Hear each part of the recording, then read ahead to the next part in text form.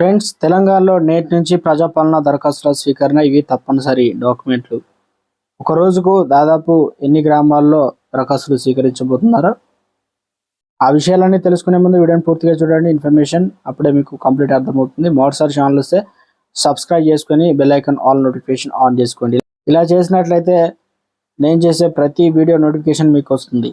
అదేవిధంగా లైక్ చేయడం మర్చిపోతున్నారు, దయచేసి లైక్ చేయండి. లైక్ చేయడం వల్ల ఇటువంటి ఇంపార్టెంట్ ఇన్ఫర్మేషన్ చాలా మందికి రీచ్ చేసిన వారు అవుతాం.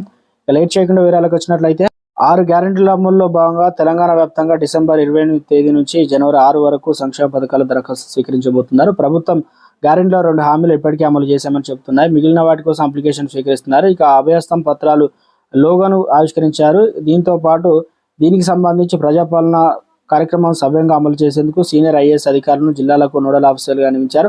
వారే పూర్తిగా చూసుకుంటారన్నమాట. గ్రేటర్ హైదరాబాద్ పరిధిలో 6 జోన్ల ప్రజాపాలన కోసం ఐఏఎస్ అధికారులు నియమించింది. జిహెచ్ఎంసీలో పరిధిలో 600 కౌంటర్లు ఏర్పాటు చేసింది. అలాగే 30 సర్కిల్లో 30 మంది స్పెషల్ ఆఫీసర్లు, 10,000 మంది పైగా సిబ్బందిని అయితే విధిలో పాల్గొన్నారు. ఒక దరఖాస్తులోనే 6 గ్యారెంటీలు సంబంధించిన కాలం ఉండేలా ప్లాన్ చేసింది. అందరికీ సులభంగా అర్థమయ్యేలా దరఖాస్తులను అయితే రూపొందించింది. ఇందులో మహాలక్ష్మి పథకం ప్రతి నెల 250 ఆర్థిక సాయం అనే కాలం అయితే ఉంది. పథకం కావాలనుకునే వారు పక్కన ఉన్న బాక్స్లో టిక్ అయితే సరిపోతుంది. అందులో భాగంగా 500 రూపాయల గ్యాస్ సిలిండర్ ఆప్షన్ ఉంది. ఈ పథకం పొందాలనుకున్న వాళ్ళు కూడా ఇక్కడ టిక్ చేయడంతో పాటు గ్యాస్ కనెక్షన్ నెంబర్, సరఫరా చేస్తున్న కంపెనీ పేరు, సంస్థ ఏదైతే ఎంత వినియోగిస్తున్నారో గ్యాస్ సిలిండర్ సంఖ్య నమోదు చేయాల్సి ఉంటుంది. రైతు భరోసా సంబంధించి కూడా కాలం అయితే ఇవ్వడం జరిగింది.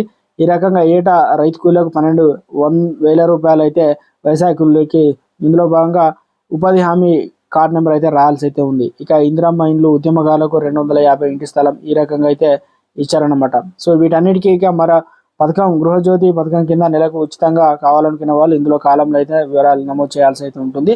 సో ముందుగా వీటికి ఆధార్ కార్డు, దాంతోపాటు రేషన్ కార్డు అయితే అవసరం అవుతుంది.